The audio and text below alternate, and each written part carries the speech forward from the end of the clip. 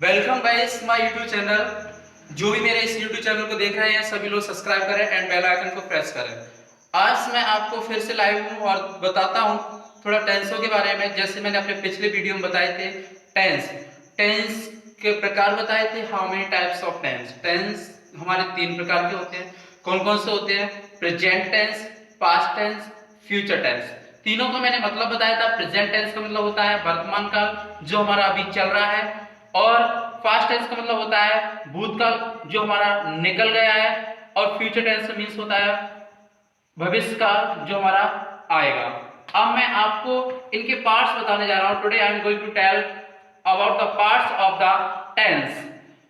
देखो, जैसे टेंस के पार्ट्स जो बताने जा रहा हूं, तो आज मैं आपको बताऊंगा प्रेजेंट टेंस के पार्ट्स।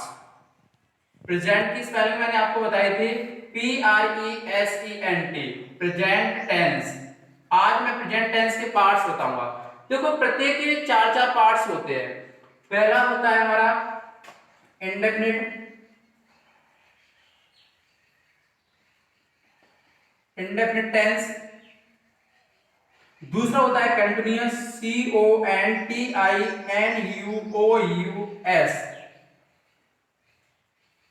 और थर्ड हमारा होता है परफेक्ट, PERFECT टेंस। फोर्थ होता है परफेक्ट कंटिन्यूअस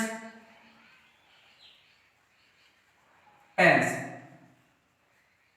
यही चार चार भाग होते हैं सभी के। ये आज हम बात कर रहे हैं प्रेजेंट के बारे में। तो प्रेजेंट के हमारे चार भाग है: present indefinite, present continuous, present perfect, present perfect continuous. तो आज मैं आपको लेकर के चल रहा हूं प्रेजेंट इंडेफिनिट के बारे में। पहला भाग बता के चल रहा हूं कि पहले भाग को करते कैसे हैं। देखो गाइस, मैं आज आपको बता रहा हूं कैसे करते हैं।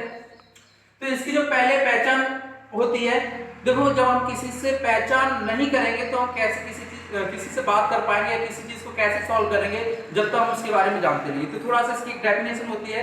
जो डेफिनेशन होती है वो होती है कि जिन वाक्यों की क्रिया के अंत में ता है, ती है, ते है, ता हूं, ते हो आदि शब्द आते हैं उन्हें प्रेजेंट इंडेफिनिट टेंस कहते हैं। ता जिन वाक्यों की क्रिया के अंत में क्या आता है? ता है, ती है, ते है, ता हूं। ता है, ती है, ते हैं, ता हूं आदि शब्द आते हैं उन्हें हम प्रेजेंट इंडेफिनिट टेंस कहते हैं। इसको हिंदी बोलते हैं अनिश्चित काल। अनिश्चित काल क्यों बोलते हैं? क्योंकि ये अनिश्चित रहता है, कोई हमारा निश्चित नहीं रहता है। इन कामों को हम करते तो हैं, लेकिन ये नहीं पता है हम कब करते हैं, किस समय करते हैं और कब फिनिश करते हैं। तो इसलिए हम इनको अनिश्चित काल टेंस बोलते हैं हिंदी में। तो इसकी जो पहचान मैंने बताया, ता है, ती है, ते है, ता हूं आदि शब्द क्रिया के अंत में आएंगे। जैसे इसका जो एक छोटा सा फॉर्मूला बता रहा हूं, इसमें करेंगे कैसे। सबसे पहले हम लगाते हैं सब्जेक्ट, तो उसके बाद लगाते हैं मैन वर्ब। मैन वर्ब में एस या ईएस लगाते हैं जब हमारा सब्जेक्ट सिंगुलर होता है तब। उसके बाद लगाते हैं ऑब्जेक्ट। जैसे मैंने एक एग्जांपल में बोला, मैंने कहा वह मैच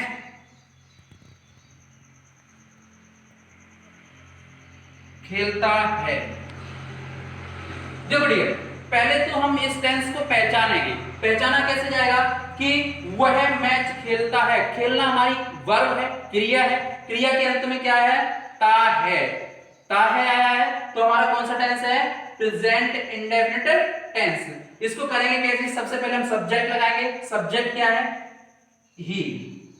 ही हमारा सिंगुलर है, प्लूरल है? तो ही हमारा सिंगुलर है।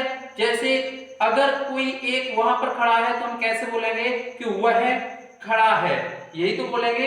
तो ये कि ही व्यक्ति के लिए हम वह का प्रयोग करते हैं, इसलिए हमारा सिंगुलर है। इसके बाद में मैन वर्ब। मैन वर्ब क्या होती है? खेलना, कूदना, नाचना, गाना। तो ये हमारा वर्ब है। खेलने को बोलते हैं प्ले।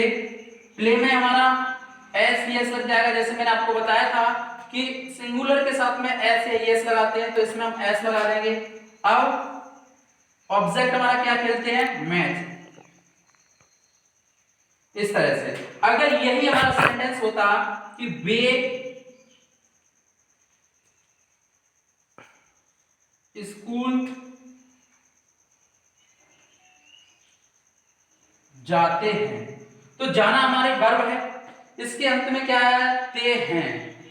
अब जैसे हमारा ते हैं आया है, तो इधर सब्जेक्ट देखते, सब्जेक्ट हमारा कैसा है, प्लूरल है, वे। जब एक से अधिक लोग होंगे तब हम उनको कैसे बोलेंगे कि वे। तो सबसे पहले हम सब्जेक्ट लगाएंगे दे।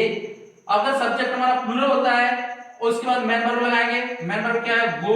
और सब्जेक्ट हमारा प्लूरल होता है तो हम एस यस नहीं लगाते। और जब हमारी गतिशील क्रिया आ जाती है, जब हम एक जगह को छोड़ करके दूसरी जगह जुड़ रहे होते हैं, जैसे मैंने कहा कि वे स्कूल जाते हैं, तो वे स्कूल जाते हैं, स्कूल से कनेक्ट होते हैं, तो यहां पर क्या आएगा, टू।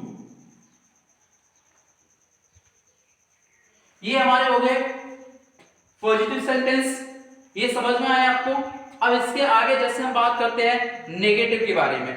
नेगेटिव कैसे करते हैं देखो डियर, मैं आपको बता रहा हूं। नेगेटिव करने का तरीका हमारा होता है सब्जेक्ट प्लस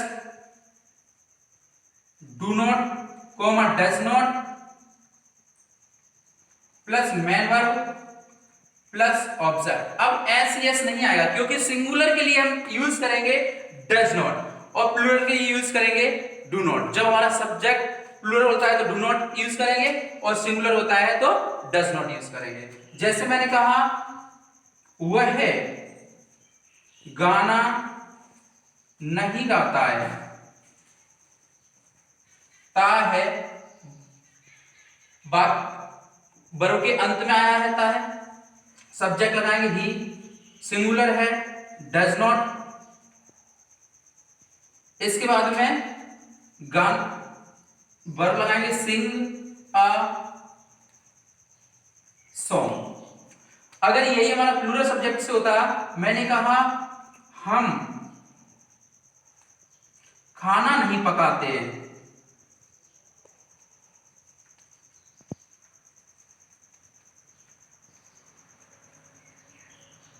तो we do not cook the food, यानी we do not cook the food. तो बी हमारा प्लूरल है इसलिए हमने डू नॉट का यूज किया। इतना सभी को समझ में आया। आगे बढ़ते हैं। देखो फ्रेंड्स, अब हम आगे बात कर रहे हैं अपने इंट्रोगेटिव के बारे में। जैसे इंट्रोगेटिव बनाते हैं तो सबसे पहले हम इसमें क्या करेंगे, हेल्पिंग वर्ब को लेके आएंगे। हेल्पिंग वर्ब होती है present indefinite do comma does plus subject plus not. अगर हमारा इंट्रोगेटिव नेगेटिव होता है तो सब्जेक्ट के ठीक बाद में नॉट लगा देते हैं। जैसे मैंने आपको बताया, क्या वह खाना पकाता है, इंट्रोगेटिव चिन्ह दिया है। तो क्या से वाक्य अगर शुरू होता है और सिंगुलर है तो सबसे पहले हम डज लगाएंगे, does he cook the food. अगर ये नेगेटिव भी होता है, खाना नहीं पकाता, तो सब्जेक्ट के ठीक बाद में नॉट लगा देते। अभी हमारा ये सही सेंटेंस नहीं हुआ है जब तक हम इंट्रोगेटिव चिन्ह को नहीं लगा देते हैं। अब हमारा ये हुआ है राइट। इतनी बात समझ में आया।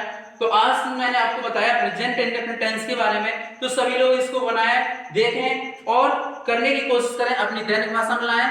और सभी से मैं कहना चाहूंगा फिर से, मेरे इस चैनल को सभी लोग सब्सक्राइब करें। एंड जय हिंद।